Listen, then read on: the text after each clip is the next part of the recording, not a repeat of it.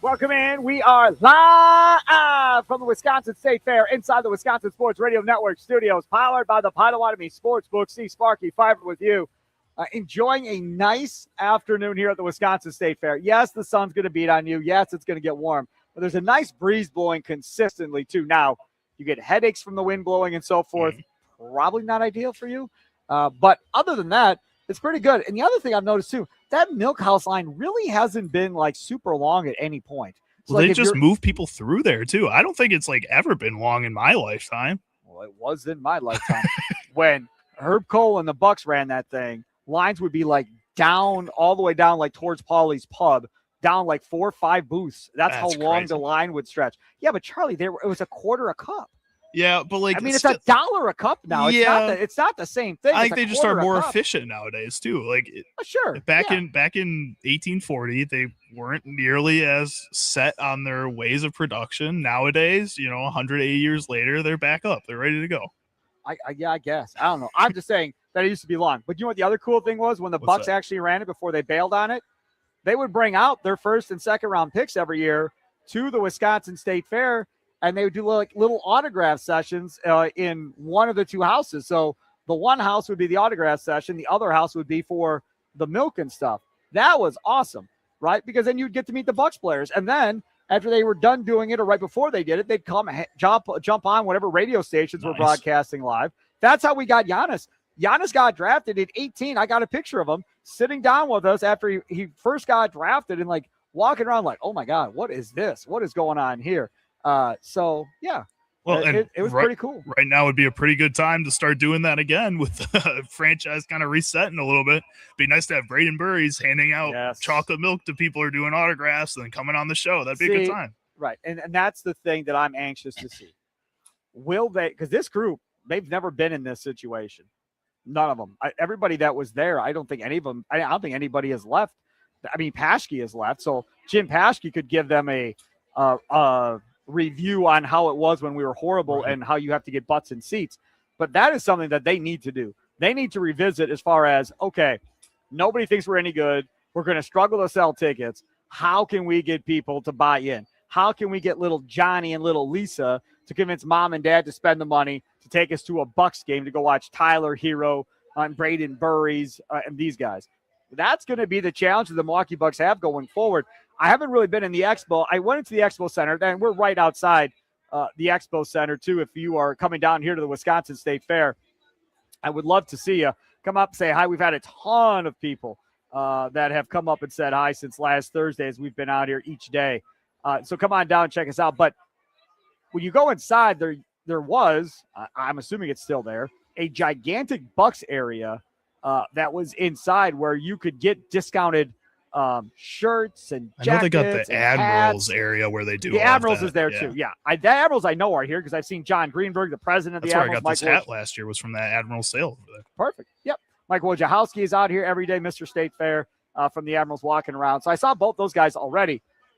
I know they're in there, but like I said, I didn't walk deep into there to go up and down aisles to see if the Bucks are still there or not. But they used to be there, and they used to have like a Pop-A-Shot thing. You could a contest you could do. That type of stuff, I don't know, man. Like I think that's a big deal. Just like the Milwaukee Admirals, have been a sponsor of the Racing Pigs forever and a day. Well, that's brilliant because all you're going to have are all of these people crowding to come see the Racing Pigs, and boom, there's your logo as far as advertising goes. Like that's the type of stuff the Bucks have got to quit trying to think they're cool and try and get down into the mud per se and do some more grassroots stuff to try and convince fans Giannis isn't here. But come hang out with us and you'll have a good time. Hey, it's day 7, and our friends from By the Yard are giving away a $2,000 in-store credit towards your purchase of 4 custom Adirondack chairs and 2 side tables. So register to win. Simply stop by the Wisconsin Sports Radio Network booth right outside the Wisconsin State Fair Expo Center, right across from the Milk House, and scan the QR code, and you will be ready to go. Coming up on today's Wisconsin Sports Daily, only a 2-hour show. Very quick show because we had the leadoff show. Tyler Dunn, GoLongTD.com. We're going to talk about the NFC North. I want to get his thoughts on Kyler Murray being named the starting quarterback for the Minnesota Vikings. That is, I have lots of thoughts, but we'll get into that coming up with him. Ben Johnson, did you see this, Charlie? Ben Johnson running his flap about wanting to be the highest scoring offense ever in a single season for the Bears. Is that right? Yeah, he was running his flap about that. Good luck with that. Because Luther Burden's already hurt. Rome Odunze, everybody keeps talking about him as the biggest flop candidate for the season this year. It's going to be a different type of season than last year. I think last year the Chicago Bears went in with this mentality that they could just run the league because nobody knows what to expect from Ben Johnson and a brand new offense. It's not going to be the same the second year around. You've seen that with a lot of other young coaches, young teams across the league. They get punched in the mouth a little bit. They have that sophomore slump. I don't think that's going to be possible in the second year. I know I'm going to get blasted for suggesting such a trade. But, man, if Keyshawn Nixon's not going to start, hey, man, we'll give you Keyshawn Nixon for Odunze. I'll do that. No problem. You don't think he's any good, I'll take a flyer on Odunze because right now he'd be 4 on our depth chart. And if he pans out and ends up being that number 1 guy, I mean, everybody loved that kid coming out outside of the Giants because he wasn't a dog enough for him. But Odunze as a 4 over, Savion Williams, some of these other guys, I don't know. For Keyshawn Nixon, I mean, you're not going to get a number 1 pick for him per se, straight up, but he's got the talent of that. That could be fun. I'd be open to that, Charlie. I thought you wanted to talk about Peyton Watson in this segment. This is fun. The worst trade proposal I've ever heard in my entire life. You want to move off of that? I'm just saying, if y'all think he's going to be a flop, same to Green Bay then, man. We'll take it. I didn't say we. I said people think that. That's the outside. The outside sources. Everybody's looking at it that way. It's that Luther Burden's the guy. That Rome Odunze is going to take a back seat. The tight ends are going to continue to do really well. I still think he's fine. He had half a season last year where he looked like one of the best wide receivers in football and then fell off a cliff in the second half. But correct. Well, we'll see what happens there. So we'll get more into that with Tyler Dunne. GoLogTD.com coming up at 3:20. Charlie, sounds that it may or may not happen at 3:40, depending on how long Tyler Dunne and I talk. And if it does, which means it's not going to happen at 3:40. Might not. So he's going to be coming back from Baltimore Ravens practice. So it depends how long that car ride is, I guess. And then at 4 o'clock, our Green and Gold update. Man, there is so much stuff going on. We've got Baldinger talking in the 4 o'clock hour. Brian Baldinger, NFL analyst. He was on Pat McAfee. We'll get into that at 4:20. Also at 4 o'clock, lots of different things coming out. I've Mike McCarthy talking about his time in Green Bay. Jordan Love talking about Aaron Rodgers and his mentorship. So we'll get into Packers and Steelers. Hey, man, game 1 of the preseason, Packers-Steelers, is tomorrow night in Pittsburgh. And it sounds like Jordan Love and company are going to play. Now, how long they play, we'll have to wait and see, what that ends up being here. All right, so Tyler Dunne, GoLongTD.com coming up next. I want to get into this athletic piece that is out today on Peyton Watson. Now, it's Sam Amick, who, as we all know, is a really, really good NBA insider for The Athletic. I think he does a really nice job. He's definitely not Shams Charania. He doesn't get into doing all that crap that they were doing. But he goes through each team that has interest in Peyton Watson. Peyton Watson has a lot of different options here. Could sign a potential 4-year deal with the Nuggets. They offered him 4 years and $70 million. He has, with a team option, he has not signed it. He could take the qualifying offer and gamble on himself and then hit free agency 1 year at $6.5 million. So none of the teams that are left have any real salary cap space left. So in order for this to work, it's probably going to have to be a sign and trade in order to get this done. So as Sam Amick goes through this, he goes over the different teams.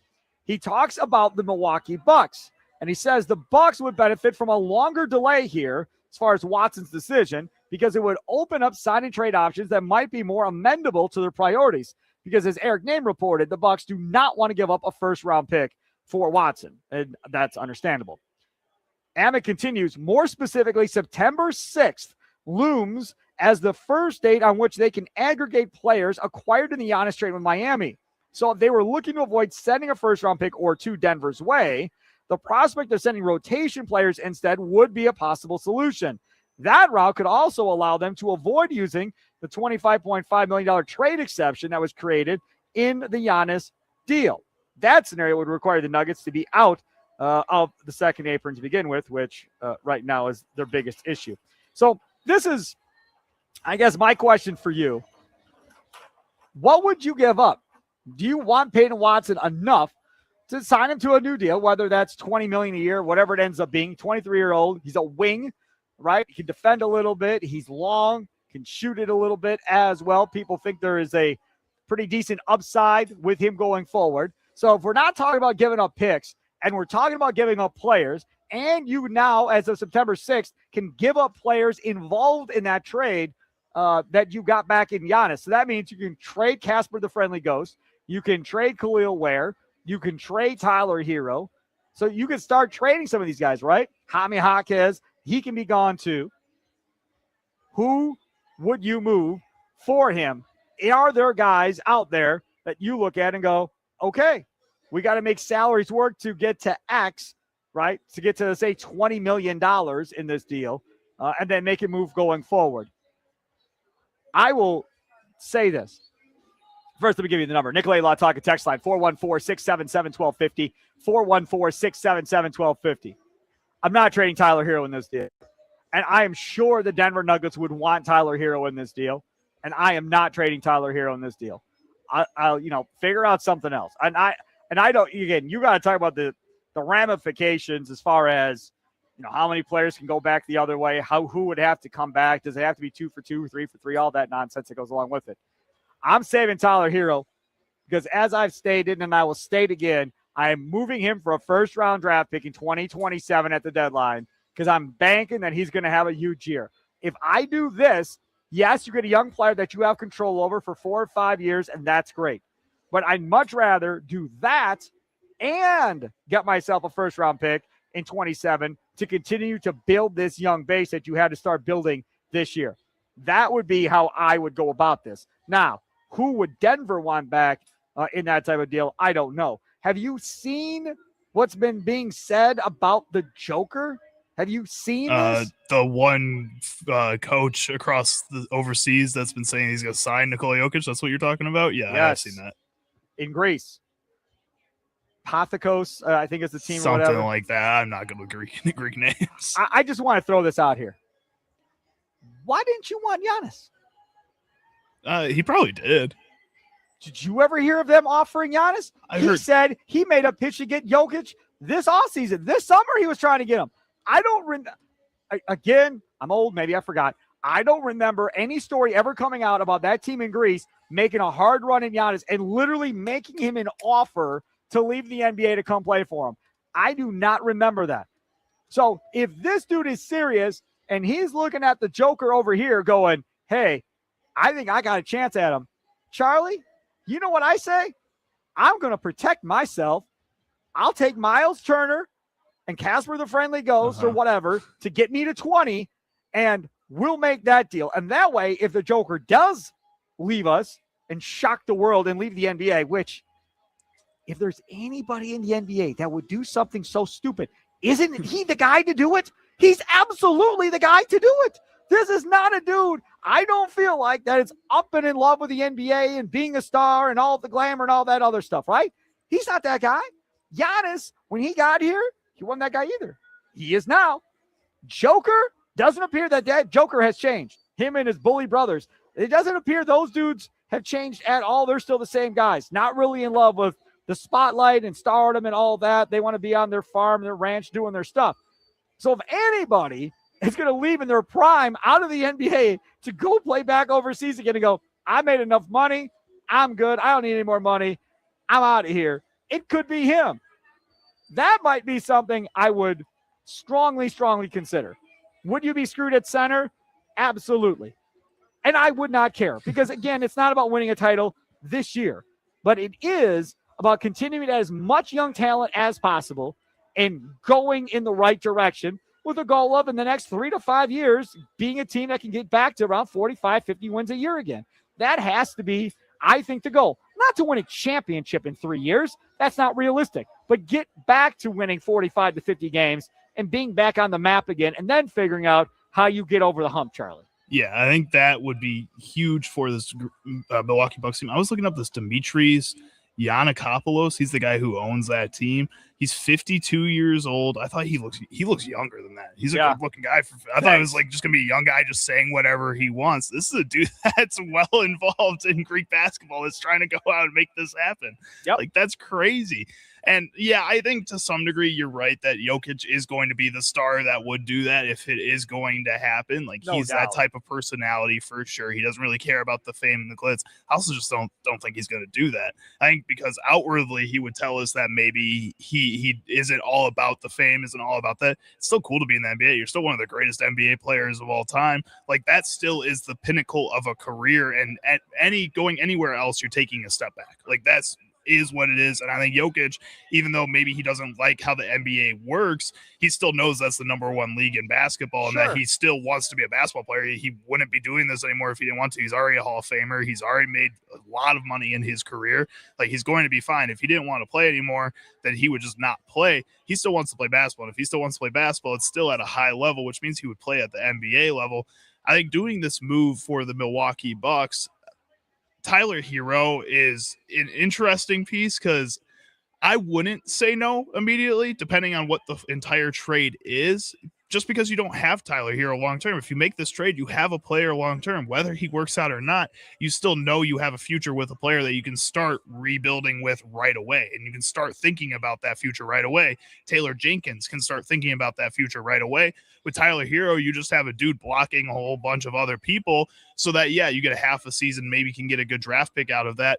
But also you're not setting yourself up for the future until that trade deadline. And I think that's something that this Milwaukee Bucks team, the way the NBA has gone over the past few years, should try to start kickstarting that jump as fast as possible. And if they're going to give you a good deal surrounding Peyton Watson and it involves Tyler Herro, you have to at least look at it if you think it's a good deal. They're going to look at everything. The Bucks are in no position to not look at everything. Like, I don't care who it's for. It could be for Ryan Rollins. Well, listen, what is it?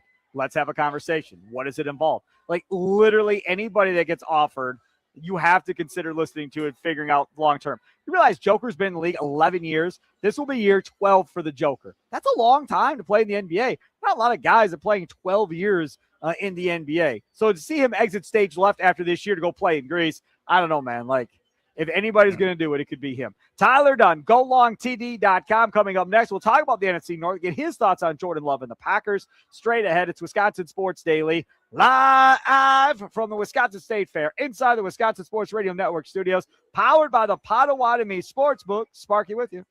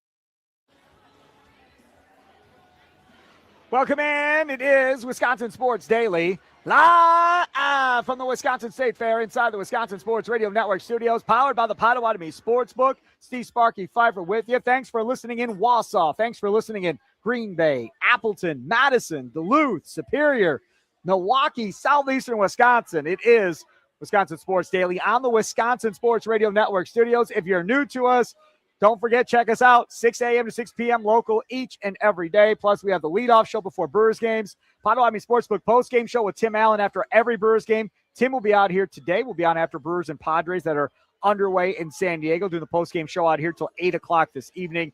So looking forward to having Tim out here with me. That'll be a lot of fun. And that piano that moves and sings and plays, I've not seen it this week.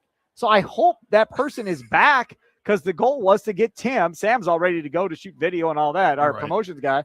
We're going to put Tim up on that moving piano and have him singing while the guy is playing it. Sam's like, we should have him control where it goes. Well, that's fine, but I don't know how the thing moves to begin with. I think the guy's moving it with his foot maybe. I don't know. We'll figure it out. Well, and maybe you scared them away a little bit by talking about it. They're like, Tim. No, we don't want Tim up here. No way. That thing is so loud, there's no way he heard anything I said. There's no chance. Joining us now on the guest hotline, powered by Gruber Law, one call, that's all. He is Tyler Dunn of GoLongTD.com. He texted me and said, Sparky, I'm driving through the mountains. You're driving through the mountains, huh? The great mountains of Appalachia, my friend. I think we're good, though. I see one solid bar hanging on for dear life. Let's trust in that bar. But, yeah, I was in Baltimore Ravens country and driving back to Western New York.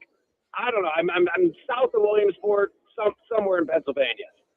You know, I want to bring something up to you. I mean, you've been going and talking to the Ravens for years now, right? I mean, this isn't like your first time in Baltimore covering the Ravens. I was on with Mason Crosby, what day was it? Monday, doing his show with Mason because Mitch Thunder Nellis was off.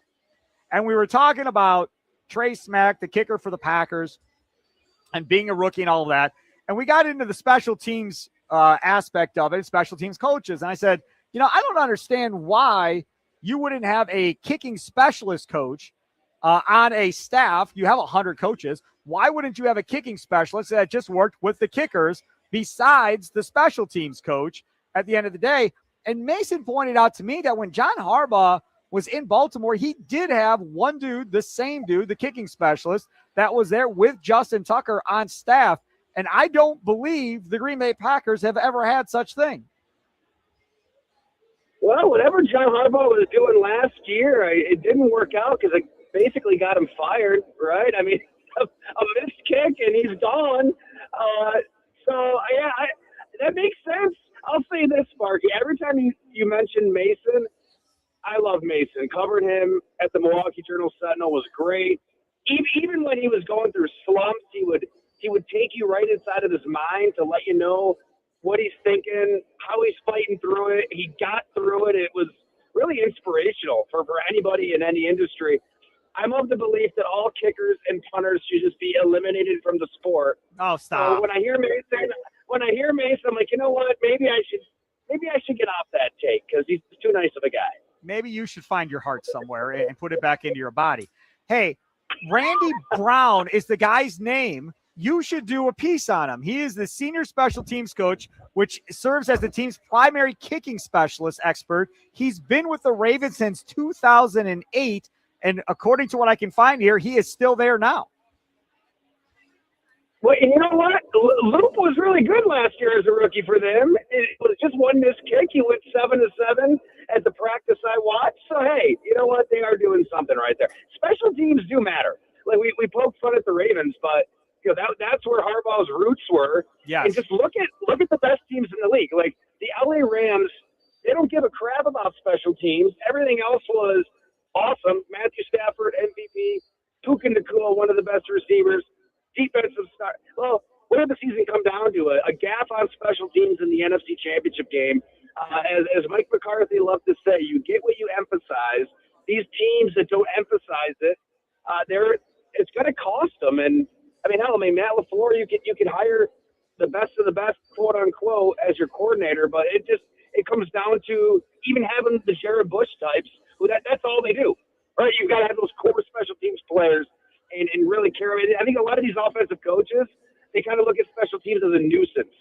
Shanahan, McVay, LaFleur, until it costs them, and they got to rethink the way they do business. Tyler Dunn, GoLongTD.com. Follow him on X at Ty Dunn. Joining us here on Wisconsin Sports Daily, live from the Wisconsin State Fair. Let's talk a little bit about the NFC North. I want to kind of go team by team. Let's first start off with the most outlandish coach in this division, Ben Johnson, who apparently said that his goal is to have the Bears to have the single season highest scoring offense in the history of the NFL this year. To which I think most of the NFL is laughing right now. You play in Chicago. You don't play in a dome. You play in Green Bay twice. That's not a dome. Like, I just don't see how that's even remotely possible. Plus, you've got guys that are banged up like Luther Burden already. Your thoughts on just how good this Bears offense truly can be? I mean, Ben Johnson's a monster. Like, what he did with that offense is damn impressive. Yep. And you gotta look beyond the 3 or 4 Caleb Williams highlights that have been flashing on our screens ad nauseum for the last 7 months. Like, that offense was really damn good. It was a powerhouse rushing attack.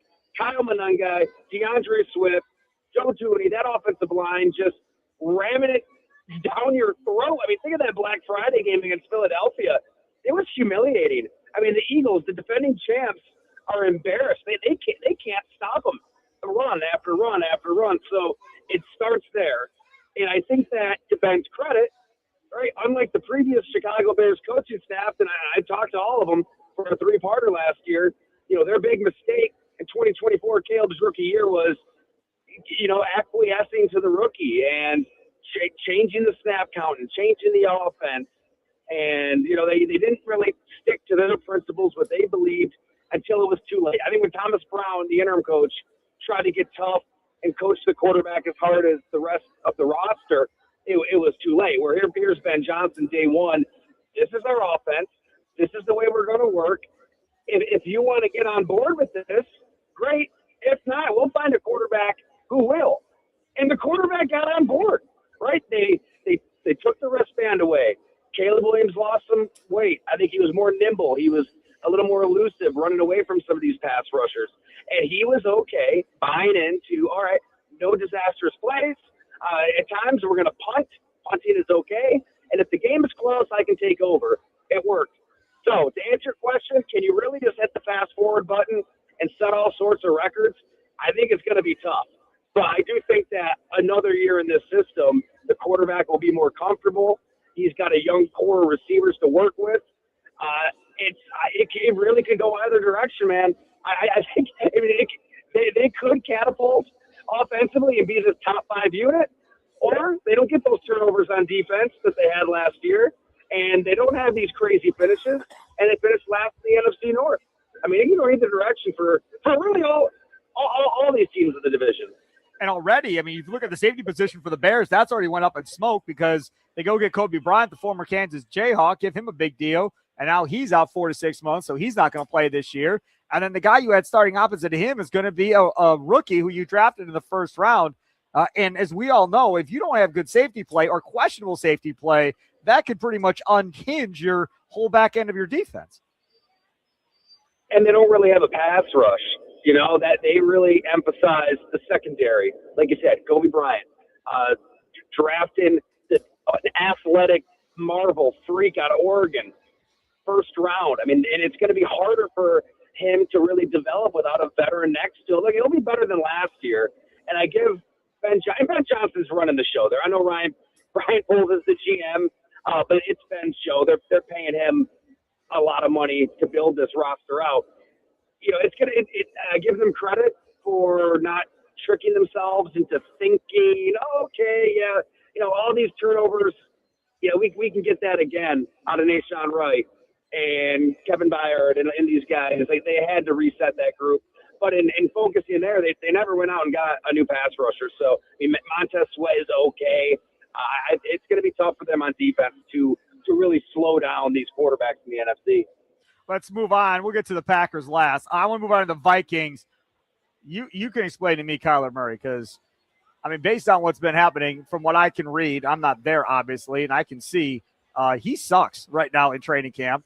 And not that McCarthy is anything to write home about, but it appears he's been playing better than him. I don't know if they sold McCarthy that this was an actual true competition, because clearly when you make this call this early and you're Kevin O'Connell, this is definitely telling J.J. McCarthy, I don't care what you did or what he does, I'm playing him in week 1. Yeah, man, and we've got a 2-part series, right? Here's where I put a shameless plug in, Sparky. I saw it. Yep. There you go. The Kyler Murray Project spent a good 2 months talking to sources in Arizona, in Minnesota, Hall of Famers, Kurt Warner, Warren Moon, a 17-year vet, and Matt Hasselbeck, and people who know Kyler best.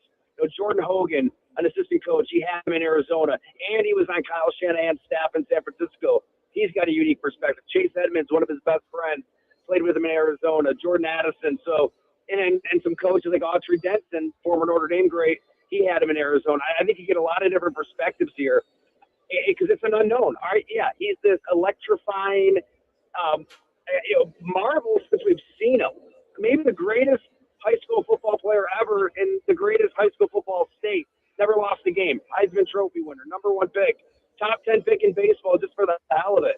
How is all of that going to fit? That improvisation going to fit in a West Coast offense where you want a robotic Terminator, read 1 to read 2, just rifling the ball out. You tell that quarterback where to go. It's fascinating. And my takeaway, Sparky, I think it can work. I really do. And you go first of all, situations matter. All right. The Arizona Cardinals, nobody cares about the Arizona Cardinals. So we don't make fun of them like we do the Cleveland Browns and the New York Jets. But the Arizona Cardinals under Michael Bidwell, it is a dystopia, man. I mean, he is the worst owner in the sport. You had players having to buy their own meals up until recently. The weight room, the facilities, all small. The general manager, Steve Keim, apparently he was a piece of work as well. Oh, yeah. I mean, yeah, he's really hiring the best of the best, isn't he? Yeah. So, that's your infrastructure there. Awful. And then you go granular. Look at the players around him. Marvin Harrison Jr., the stuff that I heard about him in this story kind of blew my mind. It made sense to draft him at the time. I think you got a lot of Big Ten listeners. He had production. He was a Biletnikoff winner. To take him over Malik Neighbors in the moment didn't seem that outlandish. NFL people, I tell you what, Kyle Shanahan and people in that division, they were jumping for joy when Arizona took Harrison, because the more they watched him, the more they saw he does not have that dog in him. He isn't confident. And the reason he isn't confident, what I was told, is that his father is unbelievably hard on him. He could have a great game, and he's getting the calls, he's getting the texts. It's never enough. And it was hard for him through college, and it was hard for him through the pros. Talking to sources in Arizona, I had heard that one coach said that this was the hardest player that he had to coach in his entire life for all the reasons you would expect at the wide receiver position. So he didn't run a 40. He's slow. He didn't run a 40 for a reason. He plays small.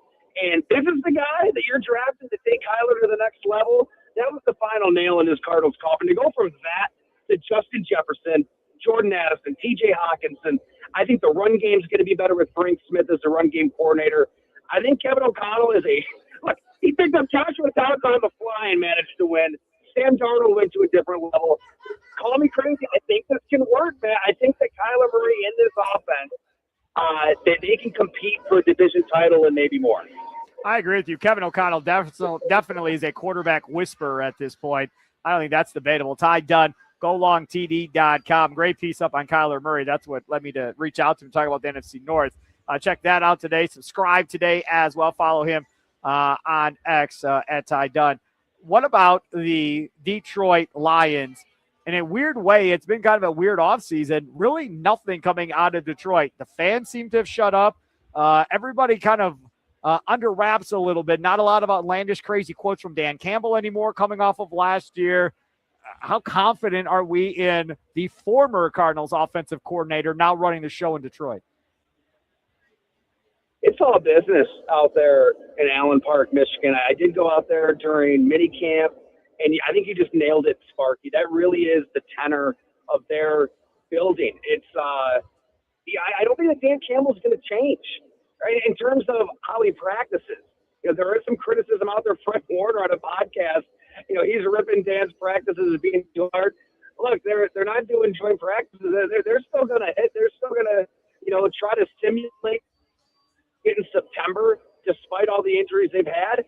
And you just have a lot of veterans now that have seen this thing through. They turned the organization around that way.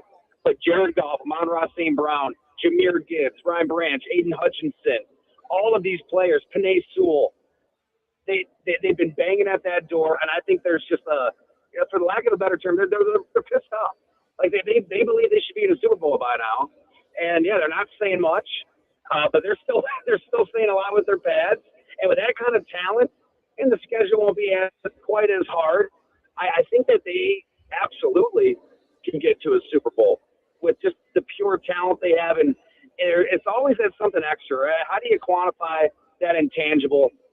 I don't think anybody really knows, but it just feels like a team that understands that urgency is high. We've got to get it done now. Everybody's been paid, right? Everybody that they took chances on in the draft and free agency and trades, like they're all paid. All this stuff now is to win, to get to a Super Bowl. What about the Green Bay Packers, the team that we all care about in the state of Wisconsin?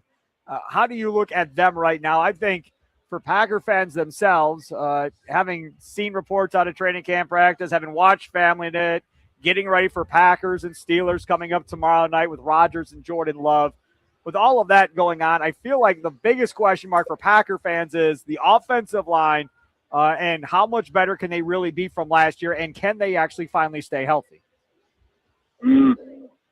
Right. I mean, no Micah Parsons, no Tucker Kraft.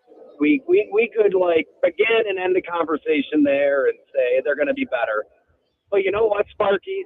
You can't quantify the lack of a killer instinct through a transaction. How do you get that? That's the problem for the Green Bay Packers. They, with those players, without those players, all season long, they had teams on the ropes, finished right to the end, 21-3 Chicago. We could spend hours talking about that game. And some way, somehow, they let their foot off of the throat. I mean, I thought Javon Bullard put it eloquently when we sat down in Milledgeville, Georgia for a piece, and he said, we had these MFers dead to rights, and we didn't have a killer instinct. We let off the gas. We have to get that. How do you get that? Right? To me, it's coaching. A team is going to take on the personality of their coach every time. We just talked about Dan Campbell and the Lions, and how this team that's been terrible for half a century is now a contender year in, year out. And Matt LaFleur is one of the smartest coaches in football. The work he did with Jordan Love, outstanding, right? I mean, it's old-fashioned, 3 years, developing him as a backup, developing him as a starter. He's going to have more control of the line of scrimmage. Jordan Love might be a top-5 quarterback this year, and Matt LaFleur deserves all the credit, for a ton of the credit, for helping him get to this point. But, man, you've got to be able to put a team down, bring them out to pasture when you have the Chicago Bears, or you had the Chicago Bears, right? That's the kind of loss that does get people fired in the NFL. He wasn't fired, and we'll see where they go from here. But I know this, man. You can point to a lot of examples. Think about the Denver game, Sparky. What happened when Jordan Love gets whacked in the head on the sideline? Nobody does a damn thing. Yeah. It reminded me of the Buffalo Sabres hockey, Ryan Miller goalie. Milan Lucic takes him out. Nobody does a thing. They didn't make the playoffs for the next 15 years. I'm not saying it's going to happen to Green Bay, but man, did that speak to the fabric of that organization, to the soul of the roster? And Matt LaFleur sets that tone. Hey, you don't want to get a 15-yard penalty? Guess what? Take your 15 yards. I talked to DJ Lang about it. He's like, I'm taking my 15 yards because I want to be able to look at my teammates in the eye in the locker room. And Jordan, my quarterback, would know I have his back. So I would hope the tone of some of these speeches and meetings behind the scenes changes, because, what does a bully see? As the Bears, Ben Johnson, they see this stuff. They know if you punch the Packers, they may not punch back. So it starts with Matt LaFleur, I think, more than any transaction, any injured player coming back. They got to get a killer instinct, because they're going to be back in that moment in the playoffs. And then what happens next time? I have two questions. I have one question, but I have 2 minutes. Give me your projected order for this division. Lions, Packers, Vikings, Bears right now. Bears in last? Yeah, I mean, they're Ben Johnson said it himself. We're the number one regression candidate. It's hard to duplicate all of those turnovers. I don't think they'll be bad. I don't think they're going to be 4-13, anything like that, right? I mean, this is going to be a tight division. I think into mid-November, late November.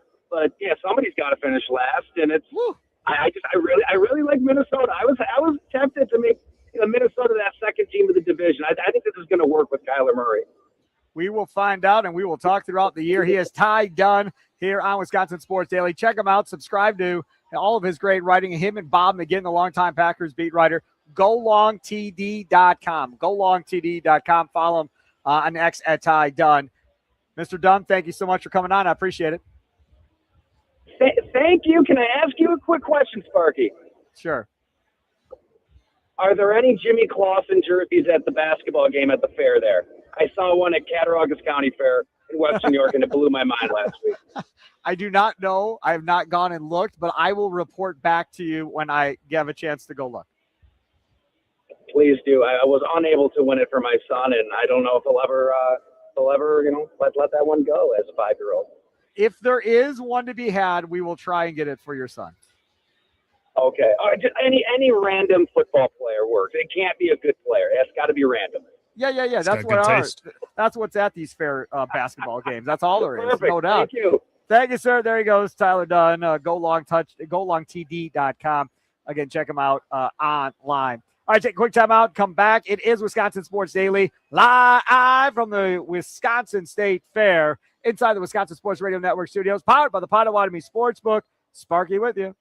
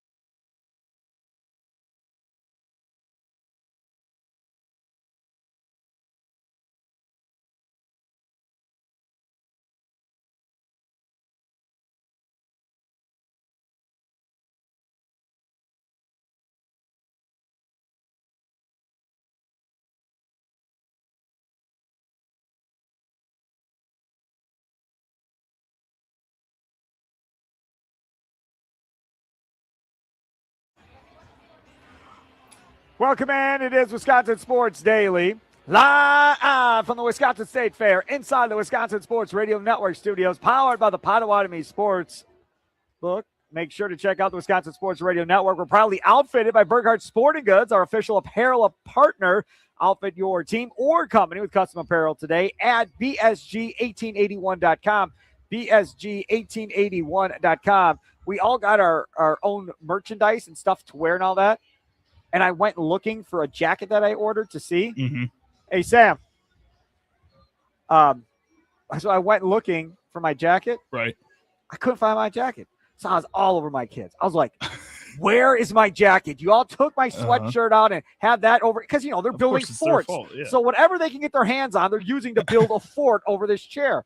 I'm like, where is it? I don't know where it is, Dad. I didn't see a jacket. Well, it's got to be somewhere. So I get back to my office today, and I look at the order sheet. Sure enough, they just haven't sent it. Yeah, I was going to say, I'm waiting on a hat and a sweatshirt myself, so I got a couple things on back order. That's all right, though. I'm fine waiting. It's high-quality stuff. Yeah, I'm anxious to see my Wisconsin Sports Radio Network jacket, so that should be good as well. To return to the fan favorite everyone's been asking for, the pretzel bacon pub cheeseburger is back at Wendy's. Fresh, never frozen beef, creamy beer cheese, Munster cheese, applewood smoked bacon, and crispy onions all on a pretzel bun. Add a side of delicious bacon pub fries to create a combo so good you'll feel like you're at an actual pub after one bite. Limited time only at Wendy's. Coming up next, 3 o'clock hour. We got to get to Charlie Sounds of the day.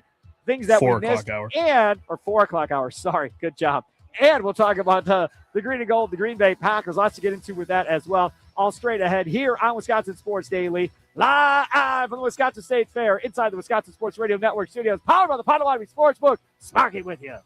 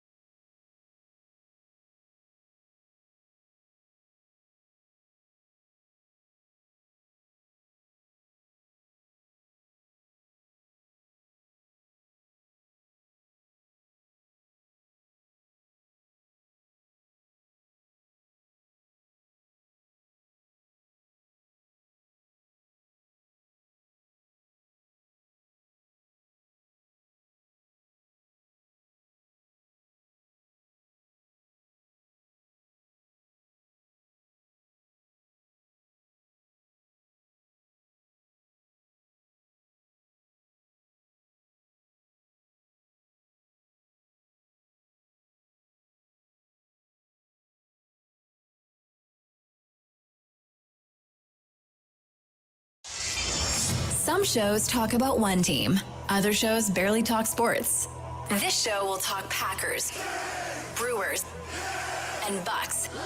Every day. It's Wisconsin Sports Daily with Steve Sparky Pfeiffer on the Wisconsin Sports Radio Network.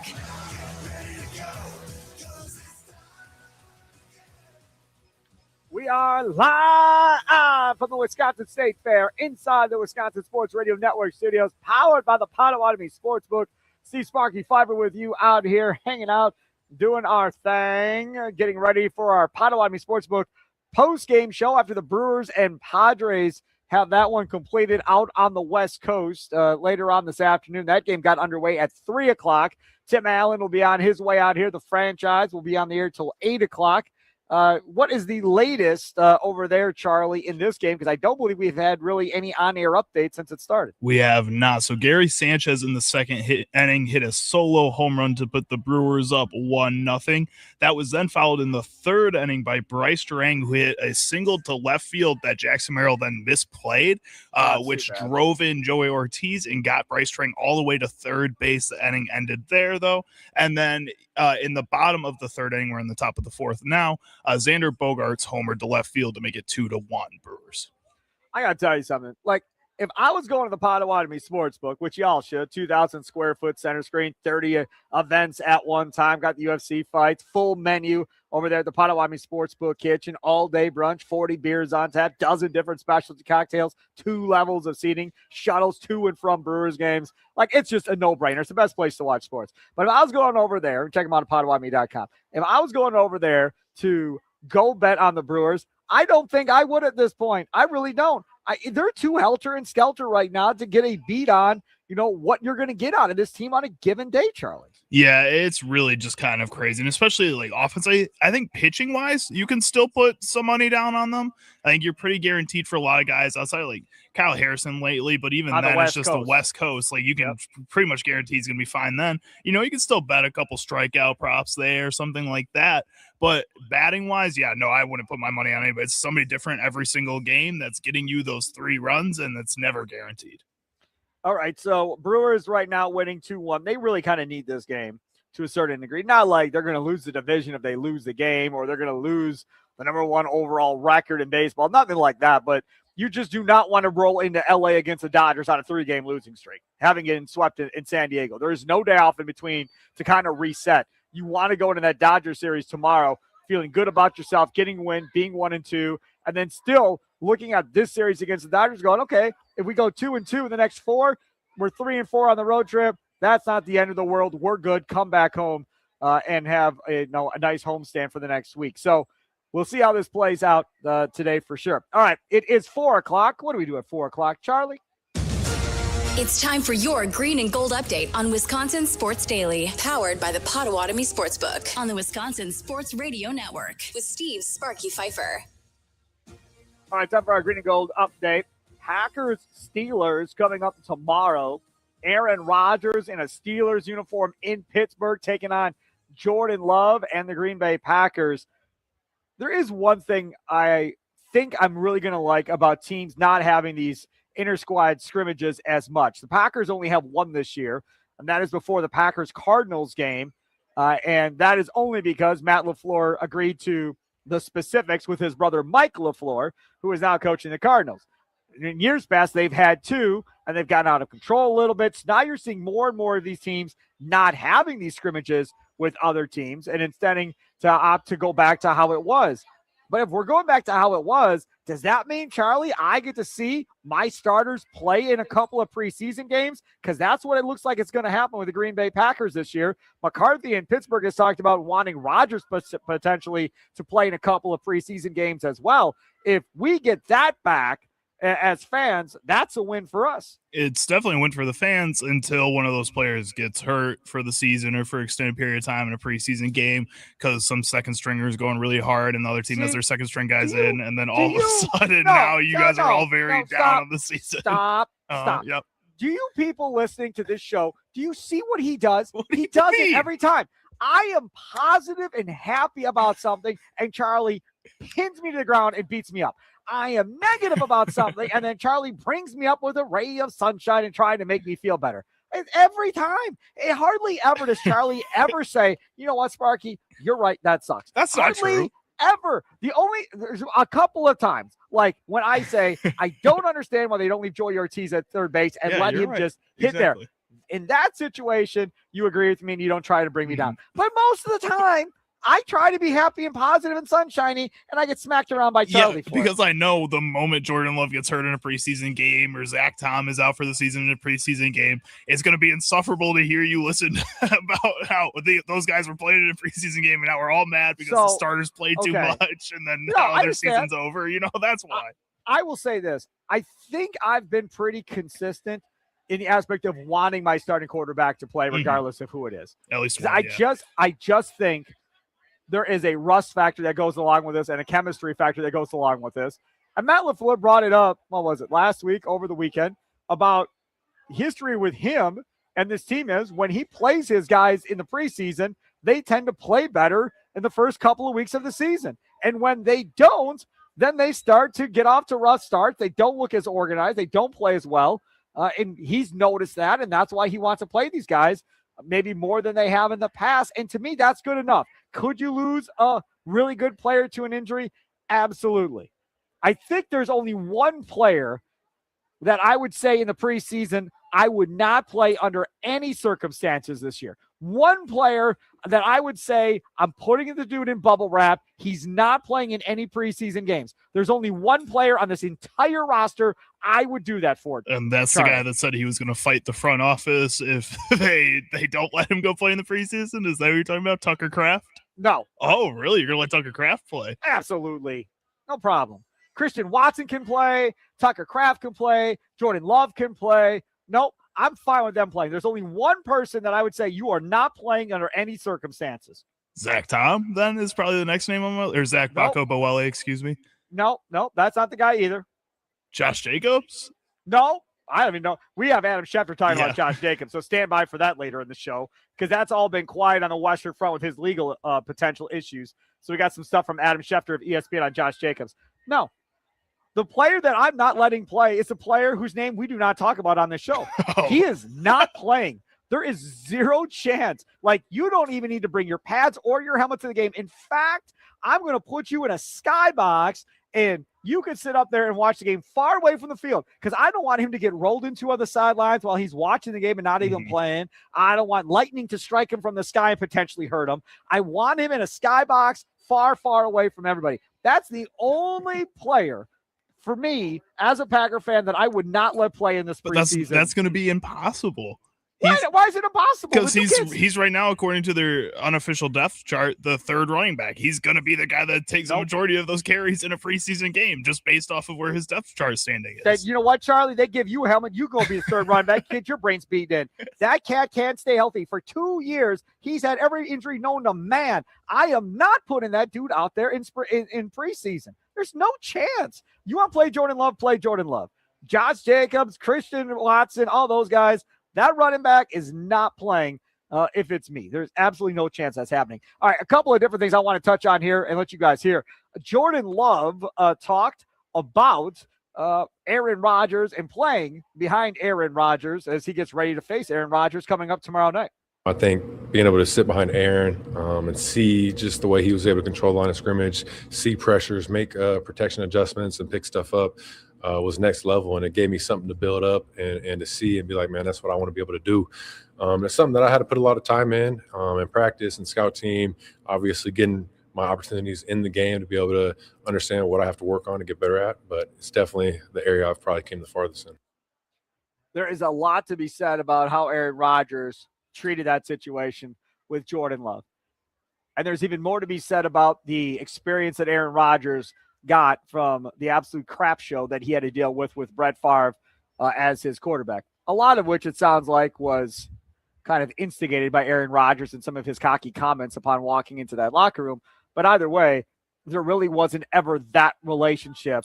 And when Rodgers got Jordan Love, he went out of his way to make sure that it was not going to be a situation where Jordan Love was going to get treated badly by Aaron Rodgers and that he wasn't going to get the love and help from Aaron Rodgers. And that really, really, really benefited Jordan Love and his development. And that when it was time to go with Jordan Love, he was about as prepared as any backup quarterback is ever going to be to take over a starting role, Charlie. Yeah, and we were going to have a topic about this yesterday. Sam Block had put it on Twitter. We could get to it tomorrow for sure. Okay, for sure. Yeah, but he was talking about players and quarterbacks specifically not being able to be developed in a lot of these NFL programs right now, and that the Packers just find ways to consistently do it, and then they figure it out, and that's why they've been able to have such a long stretch of success at the quarterback position, and that Jordan Love with Aaron Rodgers obviously learned a lot, and that with Malik Willis in Jordan Love's locker room and already with Matt LaFleur was able to grow as a player, and now he goes to be a starter. You can see that there might be the makings of that with Jordan Love eventually here too, which is a really good sign for this Green Bay Packers organization, for him just as a leader overall, but the fact that he's been willing to work with anybody and get anybody better, make everybody better as a player, as a leader of this team, that's a huge sign for this squad. I also like that they keep bringing up this, because Matt LaFleur brought it up, the pre-snap reads, the pre-snap adjustments, all these other things that he's been able to do. I just want to, again, start seeing that become a more aggressive style with a Jordan Love, where he is changing plays maybe once in a while because Matt LaFleur trusts him to do that, where he's fighting back and biting back with Matt LaFleur a little bit because he knows what he's doing and he can read a defense too. Start showing that, start having a more, like I keep saying, a coworker relationship with Matt LaFleur than a mentor to a student type of relationship. He's Charlie Houston, C. Sparky Fiver here with you, Wisconsin Sports Daily, live from the Wisconsin State Fair inside the Wisconsin Sports Radio Network studios, powered by the Potawatomi Sportsbook. All right, so he talked. The other person that talked here was Mike McCarthy, the Pittsburgh Steelers head coach, and he got in talking about his time back in Green Bay. Definitely. I mean, there's no doubt about it. I mean, our history there is obviously long, and the success we had there, and you get to spots like this, the personal relationships are, the people you think about, obviously having personal and professional connection to Green Bay is, that's part of my life. But I'm more worried about our pre-snap penalties right now, to be honest with you. Yeah, pre-snap penalties at Mike McCarthy. Never saw it coming. Never saw it coming. I don't understand how you can be a coach for as long as he's been a coach, and your teams seemingly always have the same type of issues no matter what team you coach. And your coaching staffs change, right? So you have different assistants. He's not rolling with the same crew at all three of these jobs.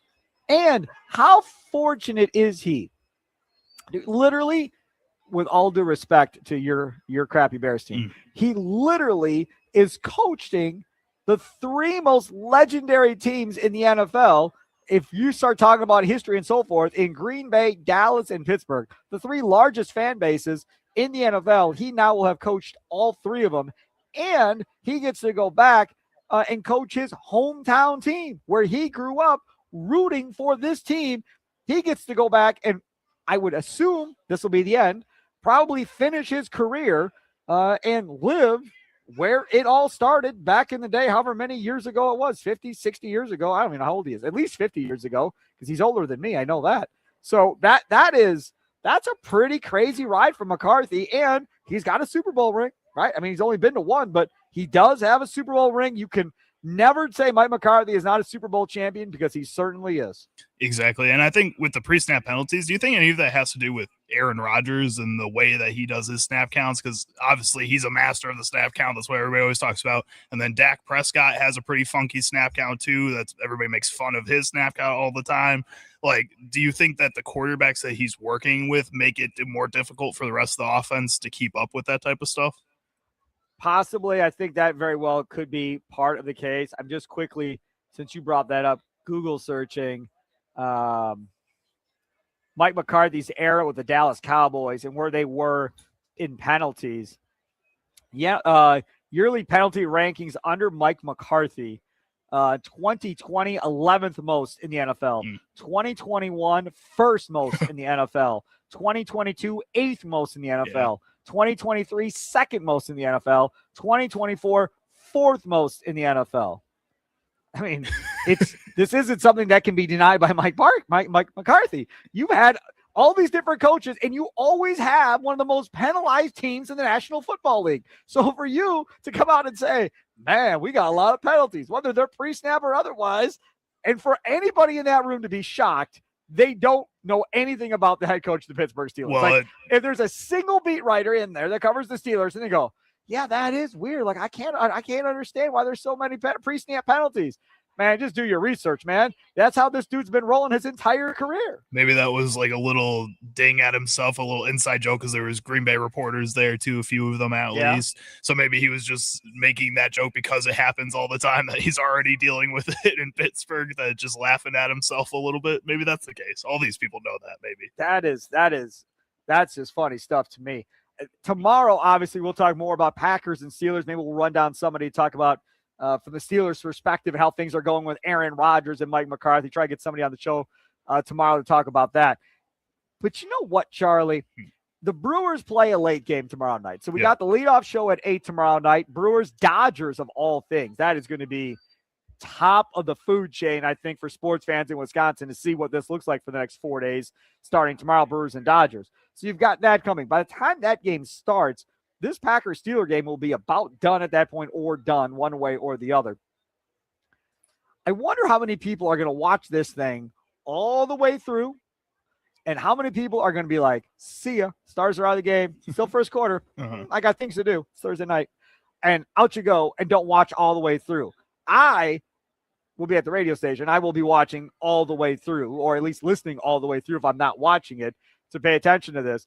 I'm going to remind you again, I do this every year. I promise you, even though you may not know the names of some of the guys you're seeing potentially in the second half of football games, they're going to be vital pieces to your football team in the season, because there's going to be injuries and guys that you're like, fifth round pick, who cares?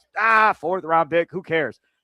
Backbones of your team, whether it be special teams, whether it be backups at a position that get hurt, and all of a sudden he's a rookie having to go in there and play. I mean, to be able to watch these preseason games, learn these guys, know these guys, makes you more an knowledgeable sports fan. And then it's not going to be you sitting in the bar being that person that goes, who the hell is that? I don't know who that guy is. Oh, man, they drafted that dude in the third round, man. He did this, and this in preseason. He's going to be all right. He's a good player. That type of stuff. Not everybody cares enough about that. But if you're listening to this station, you should be one of us and care about that type of stuff, Charlie. Yeah, because we like talking to you about that type of stuff. We like having that type of conversation. And even like in a game like this specifically, just the overall storylines of the NFL, watching the Steelers, the two guys that are probably going to play in Will Howard and Drew Aller in this first and second half of this game after Aaron Rodgers comes out of his 1-2 series that he plays for the offense. That's a good storyline to follow with the Packers. I think just seeing a lot of these young players, you have a really young roster still, even though it's not the youngest in the league anymore. It's still a lot of guys that are looking to prove themselves, especially on the defensive line. That's going to be a lot of fun to watch. It's worthwhile to watch still too, just so that, like you're saying, you have the information later on in the season, but that you can also stay in tune with the type of conversations that are happening across the NFL right now too. It's Charlie Using, C. Sparky Pfeiffer with you. Coming up next, we're going to get to Charlie's Sounds of the Day. Normally we do this every day at 3:40, but we had Ty Windish on. Not Ty Windish. Ty Long. Ty Dunn. Ty Dunn of GoLongTD.com. Don't get old, man. Do not get old. Ty Dunn on. Talking about the NFC North and so forth. His piece on Kyler Murray that he did at GoLongTD.com. Him and Bob McGinn do a great job with that website. Hey, are you looking for a college where you can excel in the classroom and on the field? At Bryan and Stratton College's Wauwatosa campus, you can compete in NJCAA Division II athletics with more than 20 men's and women's teams to choose from. Keep playing the sport you love while earning your associate degree in business, healthcare, criminal justice, or digital marketing. Athletic scholarships are available for those who qualify. Visit bryanstratton.edu and discover how Bryan and Stratton College is built different for you. Charlie Sounds of the Day up next. It's Wisconsin Sports Daily, live from the Wisconsin State Fair inside the Wisconsin Sports Radio Network studios, powered by the Potawatomi Sportsbook. Sparky with you.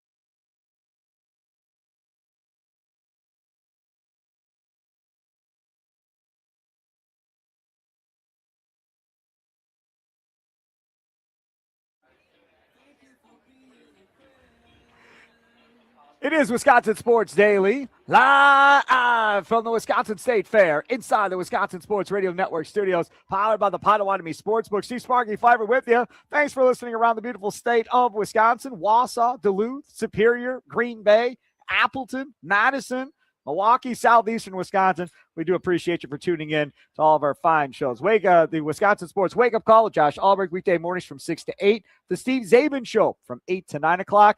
9 to noon with John Kuhn, the former Packers fullback, and Rami Makloff every day from 9 till noon. Noon to 2, it's the Mason Crosby Show, the former Packers kicker, along with Mitch Thunder Nellis. This show, Wisconsin Sports Daily, 2 to 5. And then Wisconsin Sports Wrap-Up from 5 until 6, giving you the best of what happened earlier in the day. And then, of course, we have the leadoff show 1 hour before every Brewers game. And then the Potawatomi Sportsbook post-game show following every Brewers game with the franchise Tim Allen. We'll be doing that today right here at the Wisconsin State Fair. And we are right outside of the Wisconsin State Fair Expo Center. If you come find us right outside the entrance, right across from the Milk House, if you know where that is on the State Fairgrounds, you come hang out with us, and our friends from By the Yard are giving away a $2,000 in-store credit towards your purchase of 4 custom Adirondack chairs and 2 side tables. To register to win, simply stop by the Wisconsin Sports Radio Network booth right outside of the Wisconsin State Fair Expo Center, scan the QR code, and you have your chance to be registered to win a $2,000 in-store credit. So go scan that now. These Adirondack chairs, I'm telling y'all, these things are amazing. They're not going to fade, nothing like that. They're not going to fall apart on you. It is high quality and really good stuff there by our fine folks over there at By the Yard. All right, Charlie, I know it's not 3:40. I know it's almost 4:30, but we still got to roll with your segment. What sound clips will Chicago Charlie pick today for Sparky? Will Sparky become enraged? Will laughter ensue? It's time for Charlie's Sound of the Day. It's Wisconsin Sports Daily on the Wisconsin Sports Radio Network. All right, Charlie, what do we have? All right, I'm going to get the one that's going to make you angry out of the way first. We're going to hear from Colin Cowherd on the Herd. He was discussing, and he's said this a couple times on a couple different shows now throughout the week, how he thinks the Cowboys won the Micah Parsons deal, especially if they are the same level as the Packers halfway through the season. Today, with Micah out of the building, both the Packers and Cowboys are projected to win the same number of games. Folks, this is a complementary sport. It's now a wide receiver league more than it's ever been, and Jamar Chase and Justin Jefferson, the NFL's 2 best receivers, could not make the playoffs last year, and 40% of the league does. Couldn't make the playoffs. By the way, TJ Watt, Myles Garrett, last 5 years, 2 most dominant defensive players, 240-some sacks, 18 years combined, 1 playoff win. So you're all freaking out on the Micah Parsons trade. I would make an argument by October or Thanksgiving, the Dallas Cowboys, it could be official, won the Micah Parsons deal. So you get flexibility. Cowboys got it. You get draft picks. It may make you initially worse, meaning you get a better draft pick. But I kept saying over and over, this is an all-time Colin was right. Take a deep breath. We overvalue non-quarterback stars in this league. Now, when Christian McCaffrey and Trent Williams go to San Francisco, not quarterbacks, but they are directly connected to the quarterback in San Francisco, Brock Purdy, those are moves that are substantial. All right, so that is our guy, Colin Cowherd. Not really any of our guys. I'm not quite sure a ton of people like Colin Cowherd. But otherwise, I'm sure there is somebody out there that does like him. I do implore you to go to A2Zsports.com. Go and look for the Packers section. Wendell Ferreira has a piece up. Funny that you played that because I literally read this morning. Cowboys' attempt to spin Micah Parsons trade as a win only reinforces how great of a deal it really was for the Green Bay Packers. So you can go read it and go digest it. And then you can make sense of whether or not you think the Packers won the trade or not. I'll help you. Micah Parsons is a far greater player than anybody that they essentially decided to roll with at this point. So going forward, if we're being honest, if neither team wins a Super Bowl or even gets to a Super Bowl, none of this matters. I mean, neither one of you won. Mm-hmm. If the Cowboys win a Super Bowl and the Packers don't with Micah Parsons, and they used those guys to help win a Super Bowl, well, then case closed.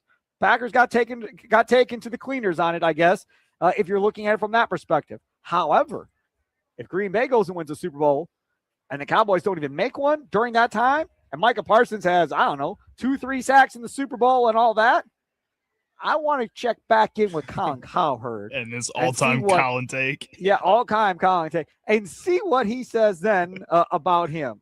Because it wasn't like Colin Cowherd has had a lot of really great Packer takes in his career. I don't remember him going out there and talking about how great Jordan Love was going to be and the Packers are still going to be good with Jordan. He didn't say that. No, he did not. He was not. He was anti-Packers the whole way. No chance should you believe anything Colin Cowherd says when it comes to the Green Bay Packers. Dude's definitely not a pro Packer guy for sure. All right, what else you got? Next up, we're going to head on over to Unsportsmanlike, where Chris Canty was discussing the bare minimum for the Packers this season. Win a playoff game. That is the bare minimum. I'm tired of hearing about the Jordan Love of it all, how he's an elite quarterback. You said it on First Take yesterday. He's an analytics darling. It's hard for me to believe that you're the analytic guy if you don't win the division and you're in year 4 as the starting quarterback, in year 6 of your NFL career. This is getting ridiculous when it comes to Jordan Love. I'm going to need more show and prove. The playoff win back in Dallas in 2023 was great, but we're a long ways removed from that. I'm going to need more success for you, and I'm going to judge it once we get to the playoffs because that's when you make your legacy and you build your reputation as a player. So don't talk out of both sides of your mouth, Chris Canty. Don't do that. You just literally did it. If he would have been on this show, I would have called him to the carpet immediately. Dude, what is it? You just got done talking about how he's got to win a division. He's got to win a division. And then at the end of your little mini rant, you say he's going to be judged on what he does in the playoffs. Now, which is it?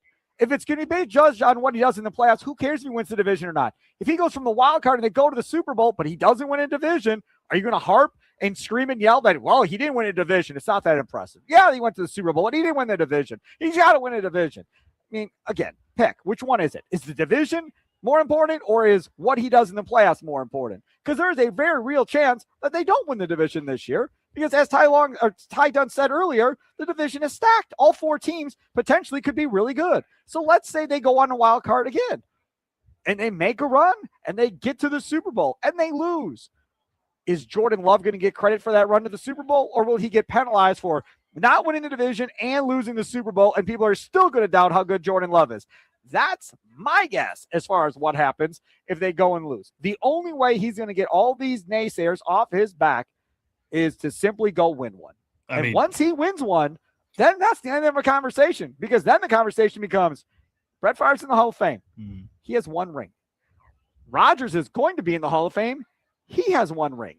So now you all need to start putting me nearer to them on that level. Now, he's got to win an MVP or 2 to really get all the way there on that level, but he gets 1 ring. All of this goes quiet, and there's no more talk about Jordan Love or questioning Jordan Love at this point. Yeah, then people are just excited about Jordan Love at that point. I also think like a lot of these people that have this take, they have the right goal in mind. I think you want to see the Packers win a playoff game this year, make a run in the playoffs. You want to see Jordan Love take that step as an aggressive player and become just an overall better quarterback this season, like he's been doing every single season since he's become a starter. But all of them keep putting the onus on Jordan Love to do that, where I think it's a really group effort. You need the offensive line to be healthy and play well. You need the wide receivers to stay healthy and play well. You need Matt LaFleur to allow him to open up his game a little bit and show that he has that ability to make those game-breaking type of plays that you're seeing from a lot of these other quarterbacks that are getting that type of recognition. Yes, Jordan Love is a part of that pie. He does have to take the next step himself, but he has to do it with the rest of the team around him. All right, what's the next one? And last up here, we're going to hear from AJ Hawk. He was on his brother Ryan Hawk's podcast, The Learning Leader Show, with their dad as well. Didn't know he had a brother. I didn't know either. I learned that today when I was watching these clips. He was discussing playing in the Super Bowl and helping the Packers win the Super Bowl with a messed up wrist. I remember talking to him about how it felt, and I was like, oh no, that's like what I did a very similar thing, it feels like. And he was put on IR, so meaning his whole season was over, surgery right away, season done. And I was like, they are not putting me on IR. I'll figure this out. I had like our trainers make me a little cast that I practiced in every single day, and then we were casting the games. It was obviously painful and everything, but luckily that year we went on. We ended up making a run in the playoffs, and we won the Super Bowl. And then I had surgery like 2 days later after the Super Bowl. I had the worst MRI of my life. So the Super Bowl was on Sunday. We flew back Monday afternoon in Green Bay. I had to get an MRI. I finally told them, like, hey, I think I probably got to get an MRI on this wrist. And they're like, oh, finally, okay. Like, the doctors knew something was up, but they had no idea how bad it was, I guess, because I wasn't going to tell them, wasn't letting them look at it. And then, of course, after the MRI, they're like, what's it? You didn't tell us about this. Your whole wrist is completely torn ligament, all gone. this stuff. Yeah. So they had to take a ligament out of my left wrist. And that was actually for another surgery on my finger. They took a ligament out of my wrist and put it in my finger. But they had to do this whole 3-4 hour surgery with a screw and a pin in my wrist and a cast for like 3 or 4 months. And it all turned out all right. I got the cast off and became fully like healthy right as training camp opened that next year. Okay. This is another one of those deals, like we've talked about with Yelich, as far as is he healthy or not and so forth. You really don't know all the time who is playing with what. I mean, sometimes you'll see him wrapped up or whatever else, but you don't know the extent of how bad it is. He wouldn't let him even test the damn thing because he didn't want to miss the Super Bowl. Here, you can look. Good. We'll do the MRI after the game. I'm playing. I don't give a damn. That's the type of mentality and attitude that you want at the end of the day. And that's something that not every single player is going to have, Charlie. And I'm sure you could talk about this going back to high school and college. Not every player wants to play with any type of pain whatsoever. No, and I also think, though, at the same time, a coaching staff, especially the coaching staff of a competitive team, definitely needs to be more careful with their players. In college, I played through an entire season with a torn labrum, a torn socket, and a broken bone in my shoulder. And it was not fun to do. I did it the whole time. We were a really bad team, and we didn't really have a whole lot of players on our roster, so they kind of needed me to play a little bit. And it was something that I was willing to do because I wanted to keep playing. I didn't want my season to be over at that point, but I waited through the season. And because I waited through the season, there was probably more damage to my shoulder than would have been done if I just had gotten it checked out right when I got hurt. And there's points where I do wish my coaching staff helped me out a little bit with that. It was like, okay, well, you need to stop. You need to hold yourself back a little bit. And I think a more competitive team typically is doing that, which is why I think in this situation, AJ Hawk was so willing to hide it from the Packers. Just go to the training staff, just go to his doctor and kind of figure it out that way. And I think because of that, it helped the Packers win a Super Bowl. He was an all-pro the next season. He continues on to talk about, but I think that point on from his career started going downhill with more injuries that I'm sure he was trying to play through with that same kind of mentality that kind of took him apart at one point in his career. This is Charlie Using, C. Sparky Fiver. We are out here at the Wisconsin State Fair. I heard a bell coming from something or something. I don't know what that was. I can't tell what it was. I don't see what it was. Something should be rolling around. Probably. I do miss my Peacock from being out here this year. I miss my guy Peacock. All right, Charlie, do you have another one? Or no, that was all three. All right, very good. Let's take a quick time out. Come back. Things that we missed on today's show. On Wednesdays, we talk about Hard Knocks. We did not get that into the normal part of the show, so I scheduled it for the end of the show. And the most exciting part of Hard Knocks had nothing to do with the team itself. It had to do with an NBA team. You'll understand. Just hang on. It is Wisconsin Sports Daily, live from the Wisconsin State Fair inside the Wisconsin Sports Radio Network studios, powered by the Potawatomi Sportsbook. Don't forget about our fine folks over at Habish, and Rotier. They've been helping injured Wisconsinites since 1930, 13 locations across the state of Wisconsin. National reputation and hometown service. Check this out. This firm has built a national reputation while staying rooted in Wisconsin communities. Habish attorneys are experienced, approachable, and dedicated to helping clients pursue the compensation that they truly deserve, I should say. The firm's work has helped influence laws and improve product safety standards as well. This is a no-brainer. When you go through something like that, like I did, your life gets turned upside down. You can't sleep at night. You're completely stressed out about all the financial things that go along with doctor bills and hospital stays and what you're going to do for a car. Your car is destroyed and everything that goes along with it.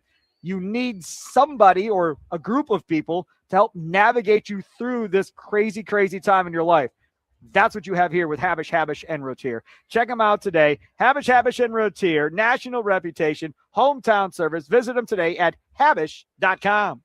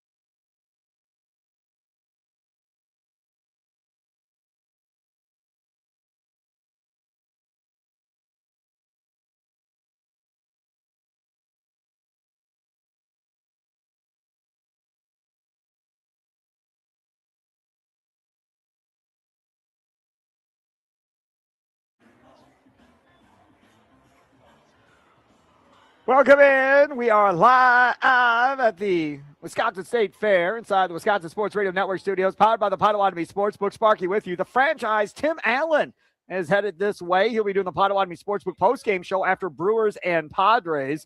Once that game gets done, we'll be on the air till 8 o'clock tonight here from the State Fair, right on the Wisconsin Sports Radio Network. Charlie, what's the latest in the Brewers-Padres Game 3? It is still 2-1. It's top of the 6th right now. Dustin May has made it through 5 on only 60 pitches. He only has 3 strikeouts, but has only given up the 1 run. I probably expect him to come out for the 6th inning here. The Brewers are already at 2 outs to start off the top of the 6th. That's been a quick one. The Brewers 1 for 8 with runners in scoring position so far in this game. Not great. David Hamilton with an error that didn't kill him because they ended up turning a double play. But, yeah, so we'll see how this all plays out. If you go back to Monday, kind of the exact same situation where you're feeling good about Logan Henderson. He's cruising along. He throws a pitch not where it was supposed to be to Jackson Merrill, and he absolutely crushes it out of the ballpark, and you lose the game 3-2. It would be really, really nice if you could figure out a way how to get 2 or 3 more runs here before you get deeper into this ball game. The one good thing is McGill is fresh, Uribe is fresh, right? You got guys that are fresh in the back end of that bullpen because nobody pitched yesterday outside of Gary Sanchez. Garrett Mitchell just stepped into the on-deck circle for Brandon Lockridge, so it looks like he's going to come back for him.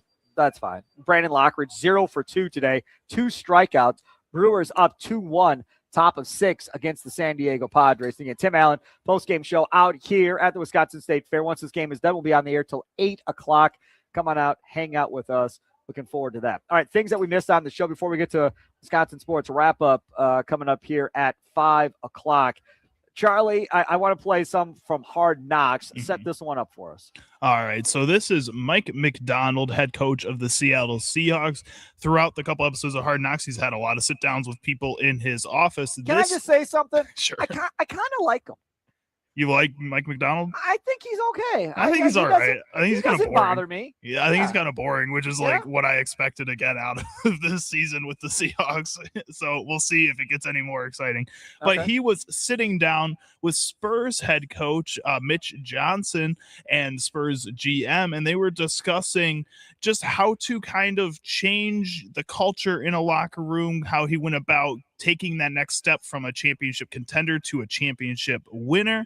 And then they were also discussing Victor Wembanyama and how he ended up in San Antonio. The identity stuff, what about from from going into this camp? Have you changed much, or is it now kind of like it's set in place, now just growing it and building it? The challenge I had was how do you deliver the same message to the majority of the guys, because you're also trying to make them everybody think that we're all new. And then they also like trying to get them to understand that this is who we are. And so it's really important that we protect it so they hear it, And then the next one is our style of play, which is a good time for it because they're kind of in the meat of camp. But and those are, you call those culture days? I think of it in terms of we're in the install phase of training camp. So we're installing our systems and I'm installing our culture. I like that. How old was Wemby when you guys drafted him? He was 19. He was 19 when we drafted him. When did everybody know that he existed and was a good player?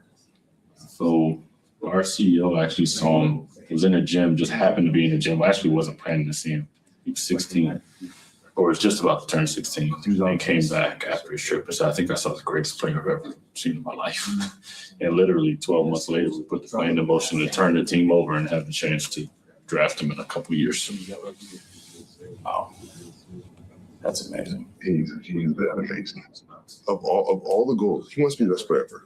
No, he'd tell you that without a blink. I want to be the best player ever, which is a great statement. He's never done anything that puts himself above the team, ever. Wow, that's awesome. Yeah, absolutely. He was always like that. No, that's a problem. Since we've had him. That's amazing. Yeah. That's cute. It really is. He's really young. This is the same thing we heard about Giannis when Giannis was here. People change as the popularity grows and everything that goes along with it. And don't get me wrong. He's worldwide famous already, Wembanyama. I'm just saying, if I'm a Spurs fan, don't get your hopes up that this is going to stay that way forever, because odds are it's not. Eventually, he'll get big time on you, and then all that's going to change. You sound like the drunk old man at the bar that's been left by a couple wives a couple times. Right. Yep, and now you're talking to the young kids and Yes. the guy, girlfriend and boyfriend that just sat down next to you. Uh-huh. Yep, no doubt. Absolutely. Bitter as hell. Hey, want to score free Wendy's Frosty Classics this summer when the Wisconsin Timber Rattlers, proud High A affiliate of the Milwaukee Brewers, record 10 strikeouts in a game? You can go to any Wisconsin Wendy's and get a free small Frosty Classic. Follow the Wisconsin Timber Rattlers on X or Instagram as they post after every game with 10 strikeouts. This offer is good for 24 hours following the game. And I am bitter. And I'll be honest with you, like, I'll never get duped again. Never, ever, I promise you, till the day I die, I'm never, ever buying into another one of these cats that come in here and be like, oh, it's all about you. I'm so thankful, blah, blah, blah. Because if you're superstar level, the odds of you maintaining who you are to the end of that run is very, very slim. And I'm not mad at Giannis for changing, because like I said, I promise you, I would probably change too. I can promise you, Charlie would probably change as well as a majority of the people listening. Money will do that. Fame will do that. So it's complete, in my mind, it's completely acceptable. But then you have to figure out as an individual what kind of person you're going to be when you get to that level and maintain that standard kind of going forward, and how you're going to treat people around you and so forth, versus how you treated people around you when you were 20 and 21 versus how you're treating people around you now once you're 30, 31, and 32. Completely different at that point. So just something to kind of think about. You know where people treat you great? The Potawatomi Sportsbook, baby. That's right. 2,000 square foot center screen, 30 sporting events at one. Check out the Potawatomi Sportsbook kitchen, full menu, burgers, wraps, wings, salads, you name it. They got it. All day brunch, over 40 beers on tap, a dozen different specialty cocktails, homemade pastries and desserts, and shuttles to and from Brewers home games right there at the Potawatomi Sportsbook. Take advantage of it today. Check them out online at Potawatomi.com.